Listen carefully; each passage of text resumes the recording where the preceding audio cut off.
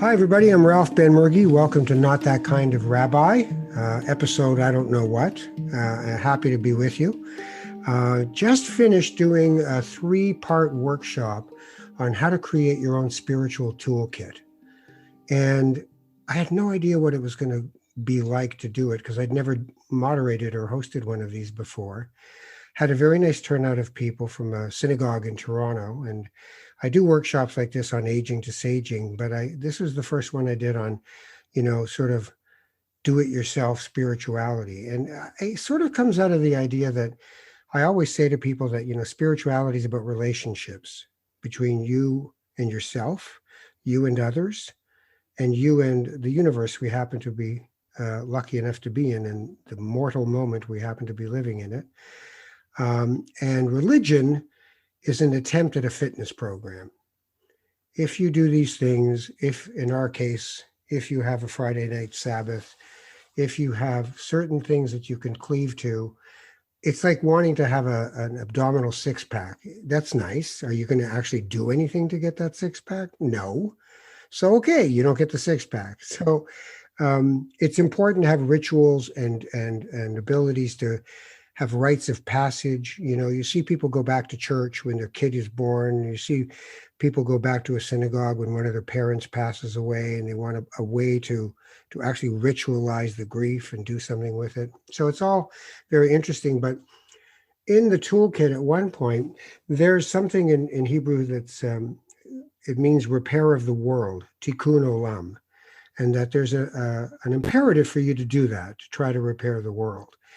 And what that's become in a lot of areas is social action committees at churches, at mosques, and they're really good and they're really well-meaning and they're about reaching out to the community. But what I realized in the toolkit workshop was there's two streams to repair of the world. There's the outer repair of the world, but to really make it impactful, it's really about an internal repair of the world, your world, how you do your life. Take it apart piece by piece. There's something in Judaism called Musar. And in Musar, you take character or soul traits and you work on them 1 week at a time. Humility, generosity, silence, patience, awe, order, honor. And you take one a week and you write about it and notice where it is in your life, and you meditate and contemplate on it, and you start to surface these things that are actually the building blocks of becoming better. It's one thing to think, oh, I hope I get an aha moment. I hope this really works out well for me. And that's kind of what, shopping for God. But really, it's your work, and you got to do your work. If you're in a craft, you realize you can really want to be good at it, or you can decide that you really have to practice your craft and think about it consciously. So this is no different. This is about an internal repair of the world so that you can be useful in the repair of the outer world. As someone who knows where they're coming from, but also when others work with them can feel inspired by your attempt to be a better person.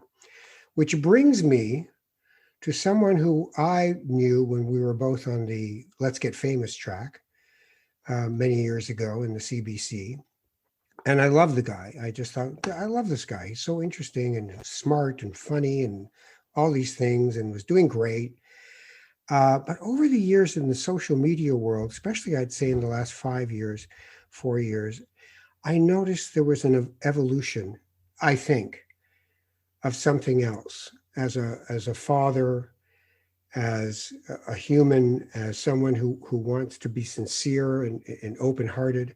And I kept thinking, got to get in touch with him. Got to just see how he's doing. But I have this thing where I think people don't really want to get in touch with me, so I don't bother. I just think, yeah, he's going to go. No, don't want to talk to him. But I was wrong, thank God. So the man I'm talking about is Jonathan Torrens, who is a nice boy from Sherwood, PEI, and has done lovely, lovely things. And I just felt like every time I'd read a tweet, I'd just think, wow, something's going on here. I got to find out what it is. So I figured I'd have him on. I was talking to somebody earlier today who remembered him from Jonovision, which he had, and Street Sense when he did it out in the Maritimes, and he's been on all kinds of shows, Trailer Park Boys, and he's a wonderful actor and writer and director and producer, just a talent. But I want to talk about the Jonathan Torrens that has become. So welcome to Not That Kind of Rabbi, Mr. Torrens. It's such a pleasure to be here, and even hearing your voice is such a treat. I think you grossly underestimate the amount of real estate you occupy in my head and in my memory bank.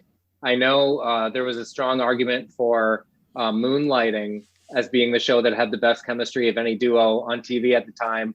I would put you and Valerie Pringle in that conversation for days. Yeah, absolutely. I'm a big fan, and I loved that show. And that was really a formative show for me at a formative time in my life. So even hearing your voice just brings me tremendous joy. It's wonderful because, it's interesting when I think about leaving that show, and I went on to do this Friday night variety show, which I never really felt at home in. I kind of felt like it was everybody's idea at the same time. And I just thought, why was in such a rush? Why did I have to go somewhere else? Valerie and I had made such a lovely environment and container for everything, a magazine show, anything from Eartha Kitt to the foreign minister of Jordan during the Iraq War, and I just love the range of that. But it's interesting to hear you say that stuff because I don't know about you, but there are times where people talk to me about things I've done and I just think, oh, how did you know that? And they're like, well, because you were doing it in public. Right. It's funny. I have actually cited the Ben Murgy principle before, and that is being a funny person on a show that people don't expect there to be a funny person is actually a great default, because to be the super funny guy in a news context, that's really comforting.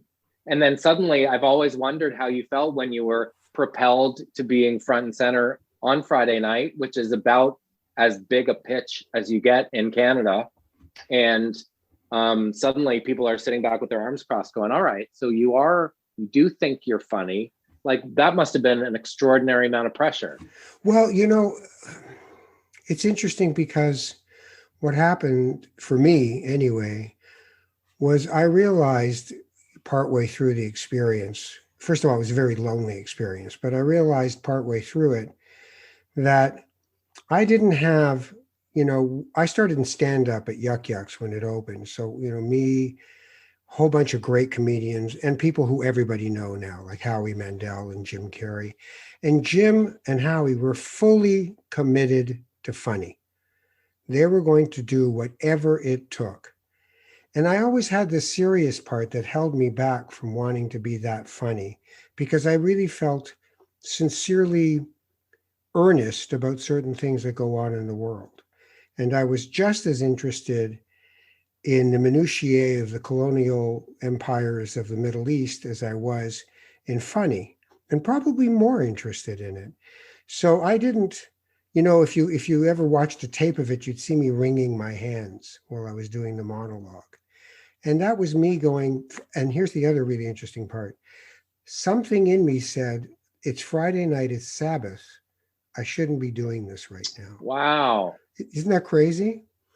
So it was what it was. So when you were doing your thing and you were John O-visioned and you had a big show and a studio audience and the whole 9 yards, where were you in your own self at that time?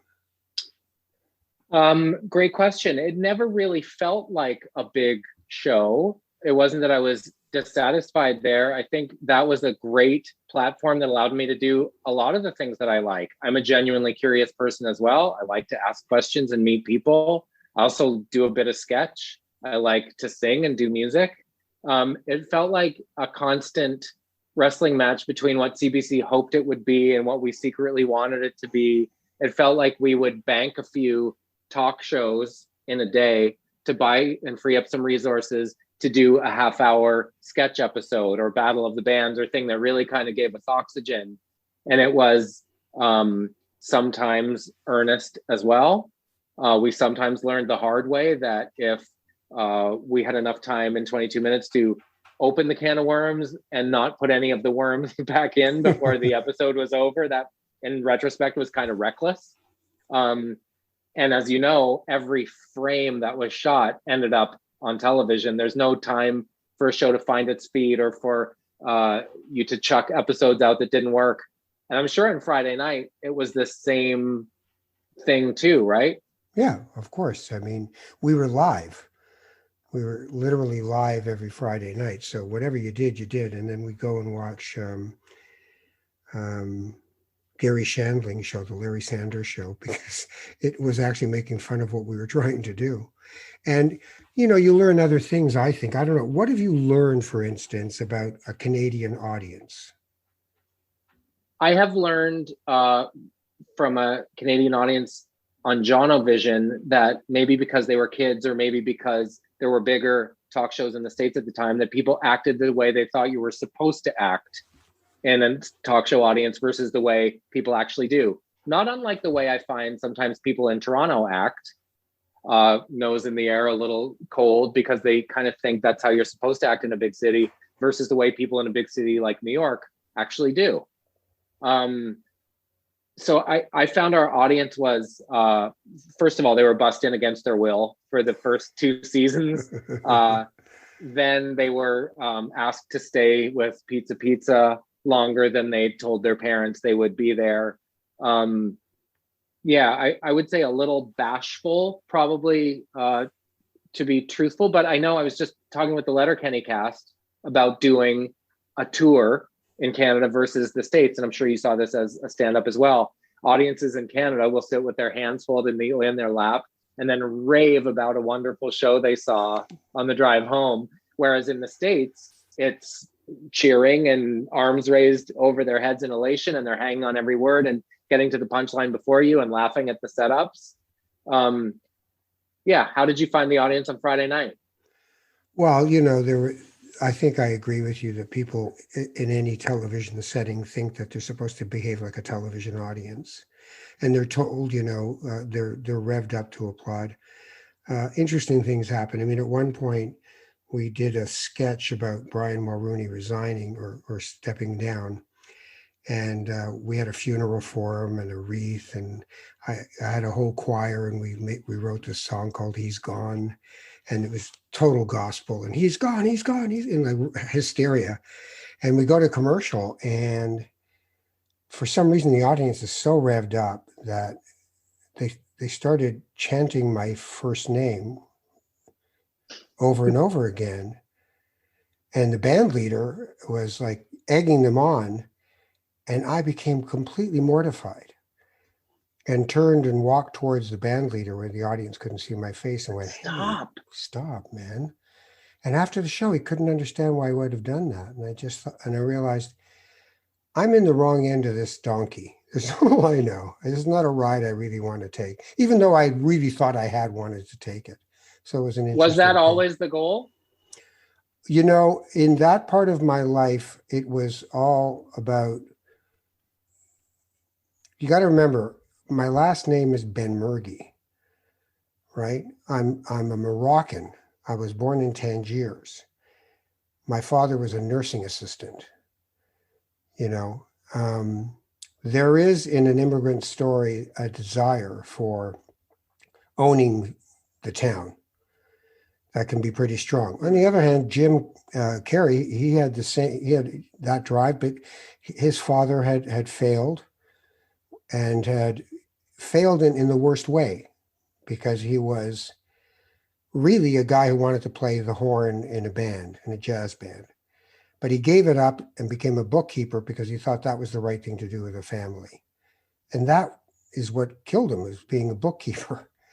So he gave up his dream, and then the alternative became a nightmare. So Jim had it burned into his head that he had to, you know, write himself a check for IOU for $20 million or $10 million, because that had to happen. And I think for a lot of people, I don't know for you if this is the case, but for a lot of people, you know, being public is not necessarily a mentally healthy idea. You know, look at me, love me. And I used to be asked by Paul McLaughlin, a good journalist and media trainer, and he'd ask me to come in for an afternoon to train CBC on-air people. And I'd say, here's the bad news. It's not healthy to ask everybody to love you and know your name. The good news is you have the ability to actually make them do that. The question is, now that I have your attention, what is it I want to say? And that's one of the things I felt with noticing you in the last years is, you're doing your thing and I'm doing mine. What has intrigued me is that you have decided there's things you really want to say, and not dogmatically, not with finger wagging, but with an open heart. How did you get there? I guess to backtrack a tiny bit, I went to LA after Jonovision, mostly just to see self-imposed exile. I'd been on CBC for 15 years and wanted to answer the what if question.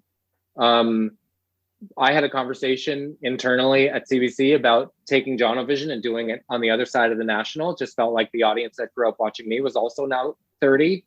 And I didn't see why I couldn't just take the same format and do it at night. There was a feeling internally that I hadn't proven I could carry an audience by myself. So as a Canadian, self-deprecating by nature, and East Coast Canadian, especially self-deprecating, I went to the States and was sheepish and apologetic during auditions, apologizing during auditions. This is not a gene that Americans tend to possess. So came back as a lifestyle choice for a couple of reasons. One, with a bit of self-confidence, which I hadn't had before. American friends were like, man, if you're not buying your own hype, why would we buy it? Like, stop apologizing while you're doing something. Self-confidence just means being confident in yourself. And that I can actually quietly confess I am. Learned down there that you're a Ben Murgy, or you're a Mark Critch, or you're a Jim Carrey. You can't be all of those. And not unlike you, I am earnest as well as interested in playing characters. I feel like I draw on real life experience to do that. But in the States, they want to know, which of these boxes do you fit in? And my virtue, I've discovered, is that I do a little bit of a lot of different things, and I can do that here. So to answer your question in the most roundabout way, met a woman from Torrens, Nova Scotia, who, this is 12 or 13, well, we've been married for 12 years now, so this is 13 or 14 years. Carol is Carol at Sobeys, at the Canadian Screen Awards, in our kitchen. She is what my mother called congruent, which means who she is outside and who she is inside is always in harmony. And I'm so inspired by that and so content in my life with her that I realize none of the rest of it matters. Not that fame, even in italics, Canadian fame, was ever the thing that drove me. I didn't want it in LA bad enough to sleep on a friend's couch in Santa Monica for 6 months to try to get an under 5 on Baywatch nights. That never propelled me. I've always just kind of been open to the opportunities that came my way. And so now that I'm here and Carol is Carol and I have everything I need or want, nothing has the power over me. There's no job or gig or kudo, if that's the singular of kudos, that would be better than finishing this and walking in my kitchen and seeing my girl there and knowing everything is right. Wow, that's beautiful. That's such an interesting journey, because it sounds like you had wisdom creeping in at the sides, but then you had the catalyst of the relationship with someone who didn't need to be someone. She was someone, and you got to just be a part of that. I wonder, the other part that seems for me from a distance to be shining through is the salutary effect of fatherhood. How has the journey, I always say when you have kids, it changes the geography of your heart. You're not going where you were going. You're going somewhere else now. So how did it change your geography? Slowly. My reference point for fatherhood, I'm sure, like yours, was movie montages and Vaseline lenses and swelling orchestral music, and everything you've ever done seems insignificant. It's far more visceral than Hollywood would let on.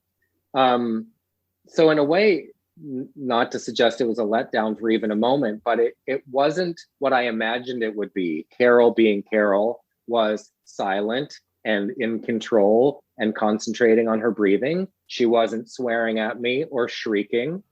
So it took a couple of years to really get it. And not because I wasn't happy they were here or didn't enjoy being around them, just for it to kind of become a two-way street and kind of see what my job was. A friend of mine said, your voice in their head gets smaller as the years go by, as soccer coaches and dance teachers and friends and bosses kind of voices start to creep in. So you have to make that count. And that could be everything from playing Zenyatta Mondata to them before they get control of the radio knob, to how you would handle certain situations. So I remember people saying early on, you just wait, it just gets better. And you can't imagine how it gets better than 4 and 2. And I think it's not that it's better, it's just as good, but totally different. They're 11 and 9 now. And it's like having tiny roommates that are a great hang that never leave. Right. Like, it's such a wonderful age. And being at home with them for the last year has made us even closer and stronger. And, we've been through some things, and we're just really a tight unit of 4. Spiritually, how's your life grown? Because I feel it. I feel there's a spiritual growth that you've done over the years. I would say a lot of it has to do with geography. We bought a farmer's field, built a house in it. We can see anyone coming from all 4 directions and can retreat to the basement before they knock on the door, peek through the window. When we were building the house, the contractor said, "Where do you want the doorbell?" And we were like, doorbell decreases our chances of pretending we're not home easily by 60%. No doorbell, please. And I found, especially, I've tweeted about this a bit in the last year, the more complicated things get, the more I've retreated to simplicity. Walking in the woods is the same in this past year as it probably was in the 1950s. COVID doesn't really factor in there.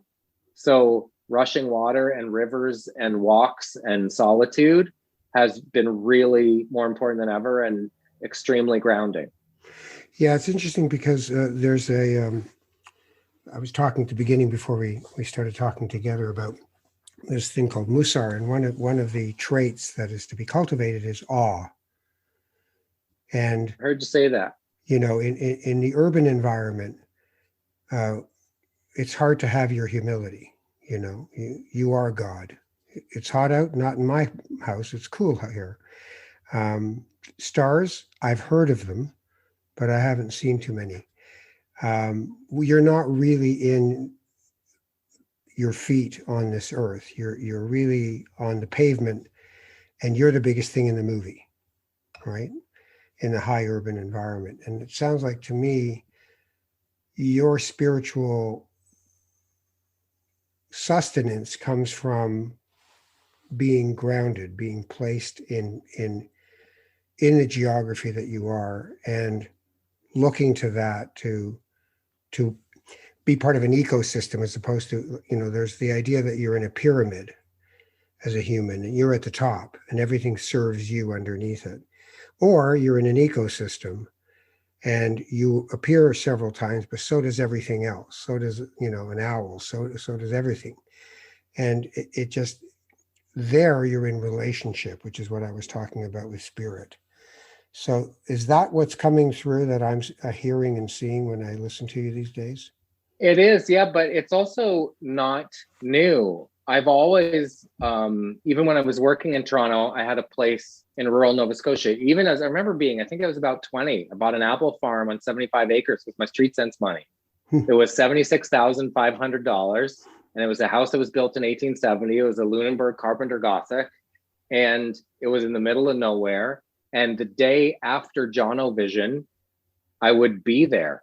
I'd drive, stop in Rivière-du-Loup, finish out the drive the next day, and be home by myself. This is not new behavior in that sense. I've always liked to kind of be adjacent to the industry. Never wanted to stay in the city. Never wanted to go to the Giller Prize. Never wanted to go to TIFF. Always felt really uncomfortable in those places. Just wasn't my scene. But then what made you go and say, I'd like to stand in the spotlight? Well, I guess I was 15 and I was working at McDonald's, and you got a free meal if you worked a 3-hour shift. So I would sometimes duck away from high school to work a lunch rush 11 to 2 to get my McNugget on, and then kind of drop by high school. It wasn't really something I had time to pursue. I auditioned and got on this show, and so I was there for 7 years. And I remember having a conversation with Registrar Ryerson saying, I'd like to come study radio and television arts. And she was like, why? I said, well, because I think that's what I want to do for my living. She said, you're doing it. I'm like, you're right. Get out of here. So get out of here. Her advice was, take criticism, take on extra work, ask lots of questions, as you were. Yeah, but you still wanted, is it just a coincidence that you ended up in front of a camera? Or is there something in you that wanted to be, that felt like you had something to say, you had something you wanted to do out there that you couldn't do by going to a nice Gothic farmhouse, that you had to be able to be with everybody else, walk and, ladies and gentlemen, Jonathan Torrens, and out you walk and there's a whole audience. I mean, that's not nothing. Do you know what is at the root of it? I think I'm nosy. And I found quite quickly that people would tell me with a camera pointed in their face, especially in the early days of Street Sense, going to interview people about illegal curbs and hockey sticks or environmentally friendly dry cleaning chemicals. People would tell you things with a camera there that they wouldn't tell their best friends. And I found as a magnifying glass, I really liked the access that it gave me to people. I think really that was the first kind of thing that hooked me. I also liked, back in the day, I liked the tactile experience. I liked the responsibility of taking tapes out into the world, flying to Winnipeg, handing the camera operator the tapes, and returning home with the raw tapes that would be sculpted into a story. Like, I really dug that part of it. Yeah, I did that with radio too. Where it's the best. You pulled the tape, you cut the tape, you retaped it. You'd leave a strip on the wall and try to remember what was said in that you had to put back in somewhere else. I love that. Yeah, I love that. And when Mike Clattenburg, who created Trailer Park Boys, and I were working at Street Sense, we would make music videos on the side, save the leftover film stock in our fridge till we had enough to make a short film. And in a way, you had to be really sure about your idea, or that you wanted to put the time and sweat equity into it. Unlike this, which would allow me to make a 4-hour podcast tonight. I liked really being sure of the things that we wanted to make. Yeah, I like that.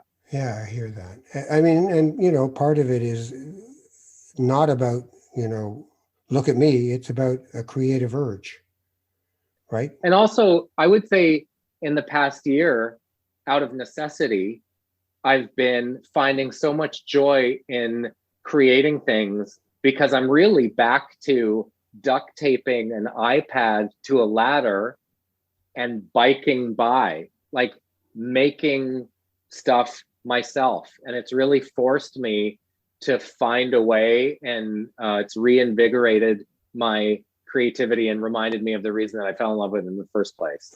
So in your life, did you build that house? Do you grow your own food? Do you do these things, or do you? No, we have horses. You have horses. Yeah, this is what I've discovered is my it. I went to LA to make it, as I said, without really knowing what it was. For me, it is balance, and I can achieve that here. So the best days are when my hands are sore, my body's tired, my brain's tired from writing some jokes, my heart's full because we did a puzzle or played a board game. checked in with my wife. We have an expression, let's walk about it. So when I can go to bed and I've done a little of each of these things, those are the very best days. And the likelihood that I can achieve all of those things in a day is best here. Balance, important. Your daughter. And I've thought a lot about city dwellers in the last year. Like, it must have been a very different experience on the 65th floor of a building at Yonge and King. Yeah. And every button, every escalator handrail, every door handle, all the proximity you have to people around you, the exposures potentially, that must have been a lot. Like, our lives didn't actually change that much, which is pretty telling. Did you miss people? No. Did you? Yeah, I would say there's parts of this that I don't even realize I'm missing, because you learn to just turn them off. I'm not going to see, like, I now have both vaccines, so I'm going to see my 96-year-old mother up at a place in Ottawa where my rest of my siblings live. They all live in Ottawa. And I haven't actually seen my mother in 15 months, and 500 days or so. I haven't seen my mother, who's 96. So when they're 96, stuff happens, right? So I don't really remember the visceral experience of being around them. I just gotten used to very sporadic things. I've seen the same couple of people, like 2 or 3 people here in Hamilton. And it's funny because I was asked to be part of a group last night that was Presbyterian. They were all Presbyterian churches in the GTHA area here near Hamilton, Burlington, Brampton, places like that. And they were talking about what's the blessing and what's the curse of what we've just been through. And, virtual online congregation, for some people, it was better because they were either bedridden or don't live there anymore, or found it very easy to be more outgoing because they weren't being watched by other people. But for other people, it was really hard because they really couldn't connect in a way where you, like, just hugging people, being close to them all the time. And, I don't know what you think we're going to learn out of this, but I'd be interested. Out of all of this and this sort of, boom, everybody stop the dance, what do you think we're going to get out of all this? I'm an optimist from way back. So who knows what I've built a wall of resistance to, and maybe there are aspects of it I haven't let myself feel. But I've had this conversation with my kids a lot about knowing what a problem is. And it's the valley between knowing you don't have it, you haven't lost a loved one to it, and being naive enough to think that everything is wonderful. They're micro disappointments. My kids have missed birthday parties and dance recitals and graduation ceremonies and hugging their grandparents and all of those things. And sometimes we're so busy bucking up and being resourceful and resilient that maybe we don't sit in it enough.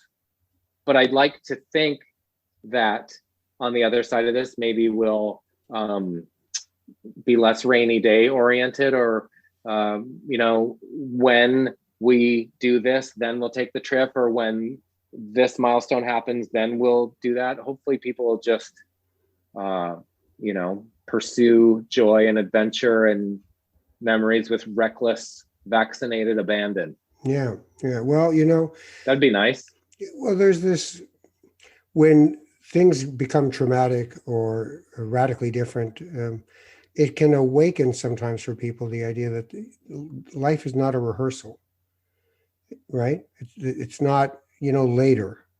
If I need to do this now, I'm not crazy about doing it, and I'm going to keep doing it, but I need to do it now.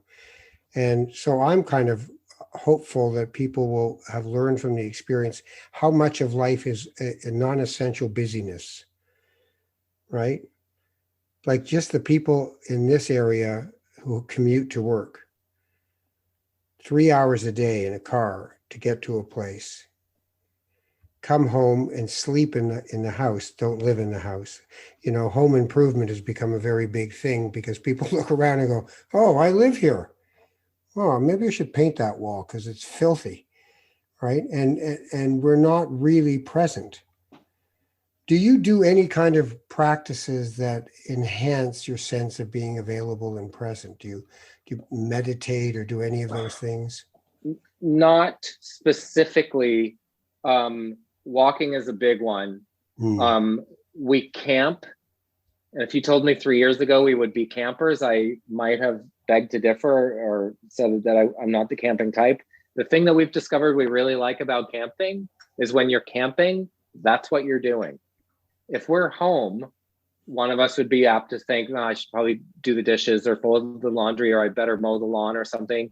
When you're camping, you are sitting there. And it's the same thing when we're walking. You can't actively be doing something else while you're visiting. We are just talking and hanging out. The weirdest part about living in LA, just further to what you're saying, is I started to do the math on how much time I was spending commuting. And you get in this weird mindset where you're like, an hour and 40 minutes to Burbank. That's actually not too bad. And I remember I auditioned for a casino commercial, and it was really not what I'd hoped for myself. And I got in the car to drive home the hour and 40 minutes back to Venice. And I called my mom, who was in Halifax. I said, "What are you up to?" And she said, "I'm going to the dentist. I'm a little nervous about it." And it hit me like a ton of bricks.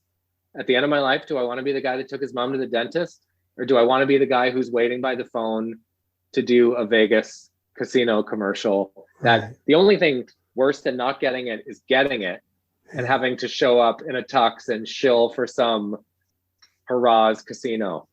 Yeah, I really suck. I tried it again to do, voice work and commercials, which when I used to be an actor in my 20s, the guy before me would be leaving his feet inside the booth as he delivered the line. And then I'd go in there and all I could think is irony, irony, irony. Like, what is this I'm selling? And I know that with my own kids, all of them, in terms of media training for them, I made a real point of ridiculing in every commercial I saw. So if it was a Ford F-150, I had to do the voice of the Ford F-150. At least you can do the voice. Yeah, well, I'm still waiting for mine to change. In a time, in a place, Academy Award winner Jonathan Torrens. I wish. Yeah, except I can't do it with a straight face. That's my problem. I know. Well, when I went there, because of the apologizing during auditions, my manager said, "We're going to get you a commercial agent just so you can get a thicker skin, get used to walking into the room, winning over a group of people and leaving." And man, if you want to find something you're bad at, in my case, it was auditioning for commercials. There's a bunch of guys in deep V t-shirts that are like, I look like their before shot. And it's a skill to be able to take a Diet Sprite and go. It's a skill I don't possess for the same reason that every time I feel like I just need a tongue scraper. I can't beam at the camera. I don't like having still photographs taken. It's the least favorite part of the gig. I just can't turn that on. It doesn't feel comfortable. I learned a trick for the still photo, which I certainly don't smile teethy smiles. I just go. But I learned to count with the photographer knowing I'm counting. So that I'd say, I'm going to count to 3 and then take the shot. And I'd go 1, 2, 3. And I'd look it through the lens, or I'd happy through the lens for a moment, whatever the hell I had to do. And I thought, this is the only way I can do this, is to make it as intentional as possible. But I think we share that same gene of, do I want to drive my mother to the dentist, or do I want to be going, chiclets? They're the best. Right. But, who am I to judge? For other people, it's nothing. It's easy. It lets them have the time and money to drive their mother to the dentist, right? Exactly. So, I've also discovered later in life the power of the word no. And so I say no to things that come my way, which don't get me wrong, it's not like my phone is ringing off the hook or I have a whole bunch of opportunities all the time. But if it doesn't, I have three criteria: fun, money, challenge. Fun, money, challenge. And any gig has to have two of them. That's so fantastic. The fun challenge ones have actually been the best opportunities for growth, or chance to play a character I've never played before, something against type, or chance to travel somewhere I've never been, or chance to take the family with me. But anytime I've done something for just one, I think we probably all know which one of those three you might jump at. It's never been satisfying, hasn't felt good. It's been a clam. Did you gain 40 pounds? Yes. What was that for the trailer park? That's what it says on Wikipedia. I think that was just in life. Oh, you just gained 40 pounds. Oh. I think so. Wow. I lost a bunch of weight when I went through a bad breakup, and then kind of probably swung to the other end of the pendulum. But the nice thing is, Carol likes me farm-sized. She doesn't want me in skinny jeans. Like most country gentlemen, she wants me to be able to get on my back and help under a tractor if it's needed. It's the best. It is the best. Acceptance of oneself. Yeah. And one's partner. You see, to me, that's what I'm hearing as the journey was all those little things like, oh, what if maybe I should go to LA, maybe I should try this out, maybe it'll work out for me. But really it became a journey to accepting who you are and what actually makes you happy, as opposed to what I should be and what might make me happy. Maybe I doubt it. That's why I'm apologizing in the middle of this audition, right? Well, I think, as I'm sure was the case for you, places like CBC had a lot of power over me, and their approval meant a lot, and my future was in their hands. And they've had a complicated relationship with their stars, in quotes. The place has wrestled with the ratio of arrogance to relevance for a long time, and I just they don't have any power over me anymore. And that is so liberating. It's not just that place, like people in any positions of power that could do something for me. I don't need anything done. So I found when I say no, it kind of puts people in a defensive position where they're like, well, what would it take to make it a yes? More money, better working conditions, more creative freedom. Yeah. But no has been a game changer. It's a hard one for anybody, but it's a hard one in this business more than any that I can think of, is because you don't know where the next gig's coming from. So if you say no, what happens if something doesn't happen for 18 months? It's, oh, damn, I really should have said yes, because I have to say yes, because I interviewed Michael Caine once, and Michael Caine has done some fantastic movies, and he's done movies that were absolutely awful, right? And I didn't get into that. I just said, how do you feel about saying no to work? And he said, I never say no to work. I come from poverty. My friends in the business ended up with franchises that they could do. Sean Connery, people like that. They had, the Bond movies, and Roger Moore, and all these people who could hang their hat on something they knew they were going to make money from. He said, I never shook the idea that I'm poor and that I have to say yes to everything. So ask me to be in a movie, I'll be in your movie. And I thought, how interesting, because he still ended up doing a lot of great work, but he couldn't ever get to know. He had to say I realized that in my 20s and 30s, I had two gears, work and worry. Right. And I didn't ever really just be. And you have to fight for that as a freelancer, as you know. And I guess at a certain point, if you've been working for 20, 25 years, 30 years, you can trust enough that something will come along. For me, it was diversifying a little bit. I have trailers that I rent to movies and TV shows. So if my on-camera-ness is hills and valleys, that's something that's steady and just kind of plods along. That's made it easier to be a little selective. And I'm especially glad in the last 15 months that I haven't relied on 3-episode arc on Heartland to feed my family, because that would have been some pretty lean times. Kids, it's beans and hot dogs again. Yeah. And both from the same can, I might add. So enjoy. Yeah, exactly. Eat up. The fancy stuff. So were you brought up in a church-going family, or was that just like, no, we don't do this? My dad was from England. He died when I was 8, but he had quite he had dalliances with a bunch of different religions. And though I was young, I know enough to know that he was Baha'i when he died. Okay. He exposed my sister to a number of different religions. His thing was, any religion you're interested in, I'll take you there. So you can decide for yourself. And then I remember being baptized when I was 12 into the Roman Catholic Church. I think I asked to be, but I wouldn't fit in the bassinet. So I remember the priest pouring water from a pitcher over my head. Why did you ask to be? Because I think after my dad died, I kind of wanted to be a part of something. Right. I think a lot of people in my neighborhood were. And I remember my godfather saying, Jesus Christ, why don't you just get the garden hose, Father? And I remember my head being soaked in holy water and thinking, he just took the Lord's name in vain in the church. I'm pretty sure that's on the list of don'ts. But I was sort of freaked out by Catholicism because it even at that age felt like people chanting things in unison that they didn't necessarily mean. It kind of freaked me out a little bit. That kind of threw him with him in him and the unity of the Holy Spirit. Yeah, I don't know. I don't ascribe whether.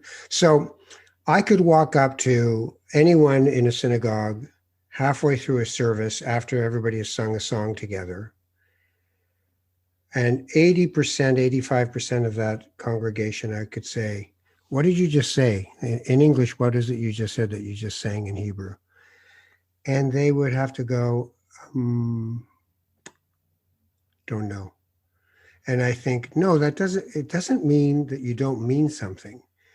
What you're doing is together singing some gibberish that you've all grown up with that puts you in a beautiful place. So just as they're putting the Torah back into the ark, you end up with the last line, which is just as the doors close. Hadesh, Hadesh Yameinu, Hadesh Yameinu Kikedem.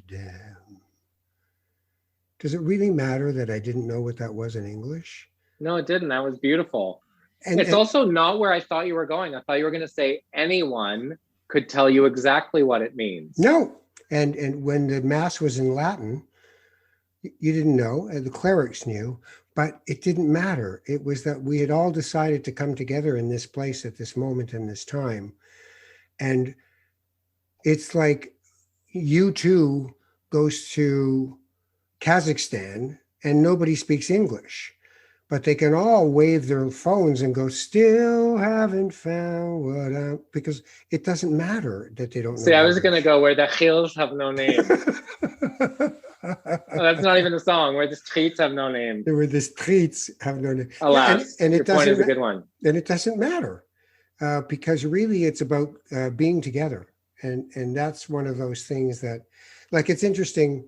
First of all, your father being on the Baha'i Trail, I've just worked with the folks who did Little Mosque on the Prairie, and we did a few little TV specials together. And they're Baha'is. And there's beautiful things in that religion. And one of them is know as much as you can about every religion. Another one, which is quite lovely, is if you have a boy and a girl child, it is incumbent on you, if you can only educate one of them, to educate the girl, because she will be the one to raise the children in closest proximity from the beginning. Oh, wow. So they should be educated. So every religion has beautiful things in it. There's One River, Many Wells is a book by a Catholic who was excommunicated, Matthew Fox. And what he said is that Christianity and Catholicism had devolved into Jesusolatry. It was all about the worship of Jesus.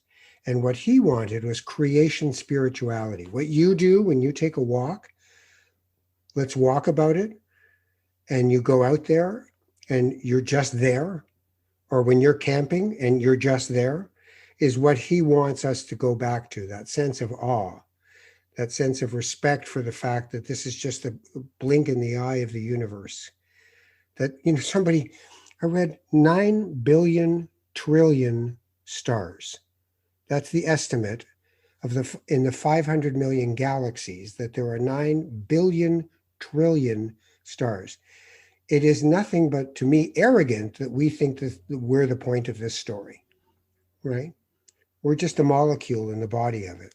See, I can't think about that because that makes my brain melt. Like that is, it is wonderful. It is literally awe-inspiring. But if I start to try to do that math, I will break down. Well, okay, but maybe it's not about actually having to do that math, just being in that math. The fact that you're taking the walk, and if you stop for a minute and there's just enough wind that there's a clacking sound as the trunks of trees are kind of playing their dance, and then you hear one bird having to leave one branch to move to another, that happens to be where we are in that 9 billion trillion stars. And our appreciation doesn't have to be, it's like climate change. You can't put your arms around climate change. It's too big an existential an idea. But you can take note of the climate in which you are actually physically present at this moment. Do you know, I think the closest thing I could say to that is, we notice the corn growing every day.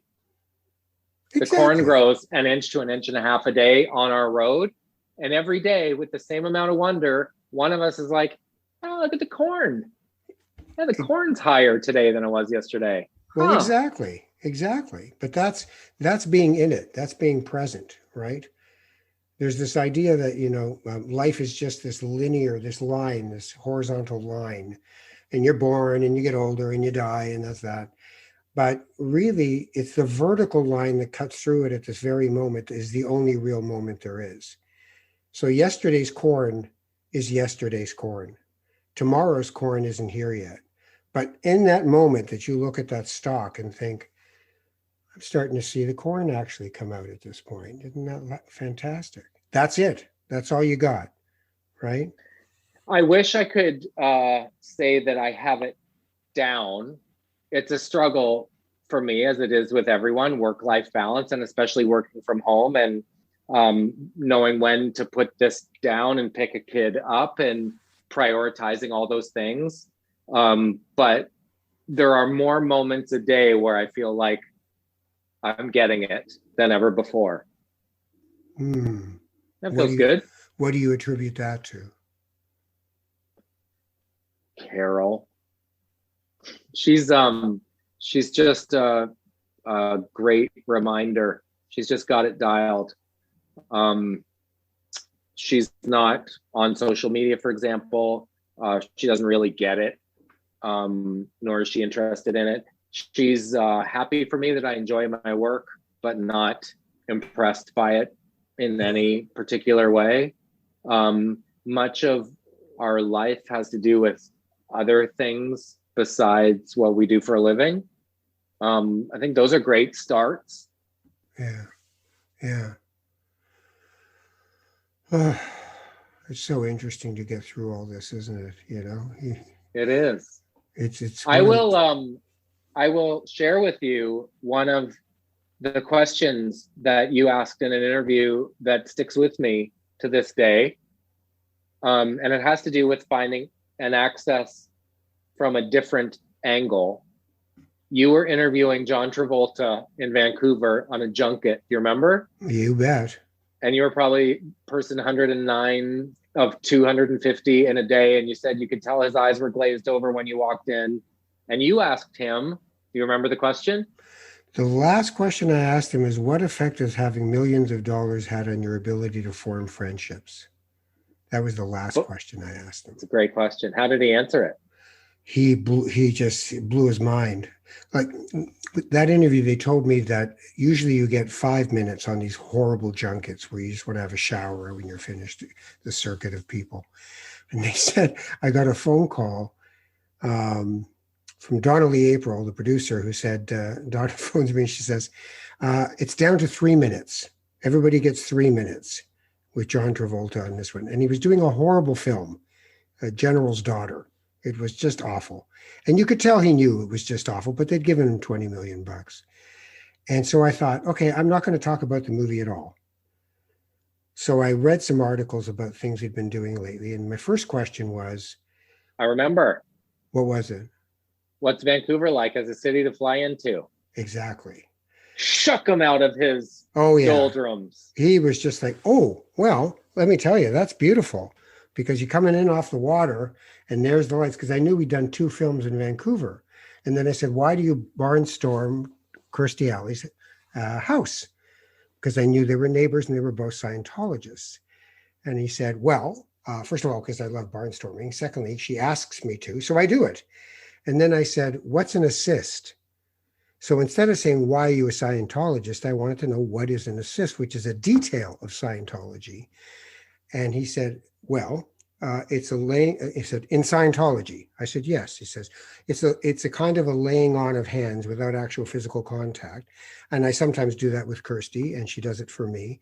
And that's what we do. And then I remember I asked him one more question. And then I said that question about money. And he went, well, okay, that is one of the best questions I've been asked to date. And let me tell you, it's never been easy. Sometimes you think people are your friends and they stab you in the back. But the good news is, you know who loves you in your life and you know who you can depend on. And I have that, and I'm happy with it. And at the whole time, the Wrangler was doing this to wrap it up. You're way past your 3. And he just went like this with his hand, like, be quiet. I'm actually enjoying myself.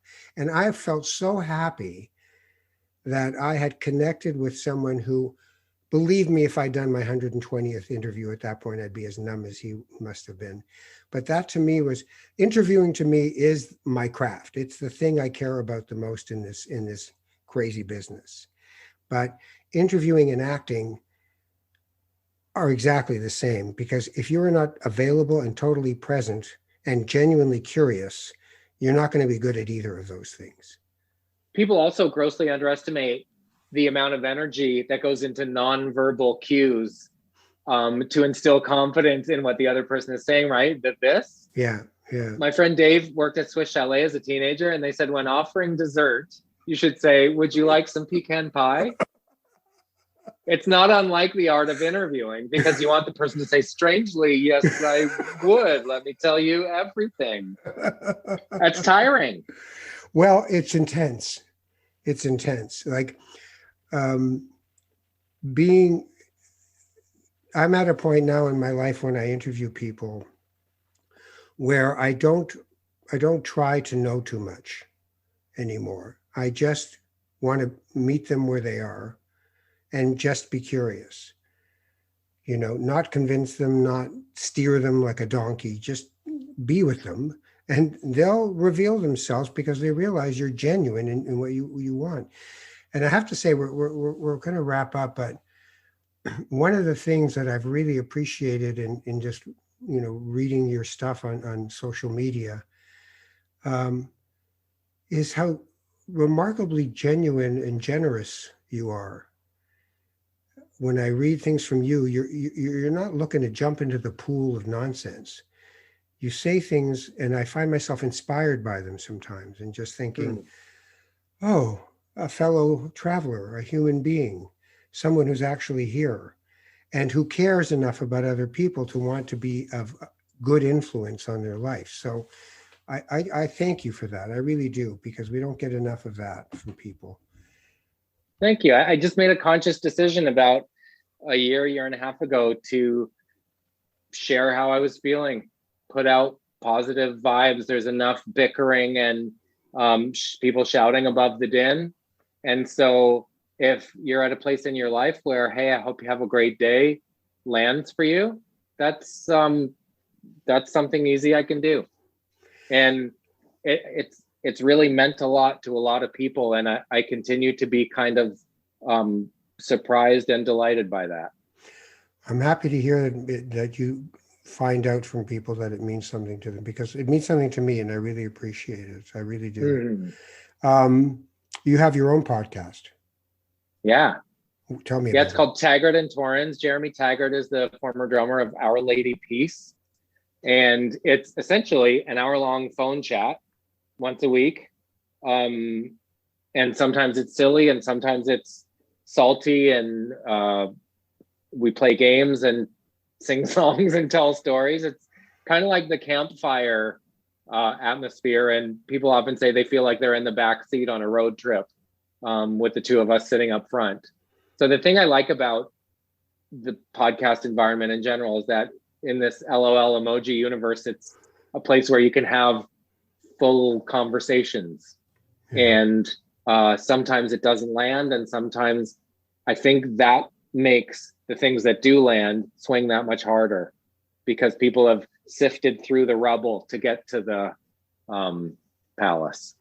Well, I'll give you my blessing in terms of having known you for a long time and loving hearing you and seeing you and what you're doing. I'm very grateful that you have found such a wonderful partner and that you have such beautiful children and that you get to see the corn grow and still be a highly creative human being. So thank God you didn't really nail those auditions in California, because it would have been a waste of a perfectly good human being. That's so nice, Ralph. I remember auditioning for a show called America's Cutest Puppy. Tonight, the K9 move into the mansion, and like working so hard not to roll my eyes while delivering the copy. I always knew I was more of a corn watcher than a tux wearer. Oh my God. America's best dog. Yeah, no, it's all out there. I mean, if you want it, it's out there. But, yeah. And who knows, if the money's good enough and if it's a fun challenge, even if the money's no good, I'll but the irony is the challenge could be to try to keep a straight face and do the show, but that's not really the challenge you're looking for. Exactly. There was another one called House Busters. Say you'd suffered recent tragedy in your life. Oh, no. Our team of feng shui experts, interior designers, and therapists will help give your apartment a bit of a zhuzh. And the copy was really like, I know this is hard because you lost your roommate, but have you thought about accent cushions? Like these moments where it's like, are you sure this is a show? You can't write this stuff. I know. Where's the parody? It's too late. It's actually on. Exactly. Oh my God. Yeah. All right. You take care of yourself, my friend. And thank you for spending some time with me. All right. I'm so happy to see you. I really enjoyed this. Jonathan Torrens, wonderful human being, watching the corn grow, hanging out, and doing great things. What a wonderful thing. Thank you for listening to Not That Kind of Rabbi. If you want to support us, patreon.com/NTKR is where you can go. And I'm not very good at promoting myself that way, but apparently it's supposed to be a good idea to do. So patreon.com/NTKR is the way to go. And we'll see you again on Not That Kind of Rabbi. Take care of each other.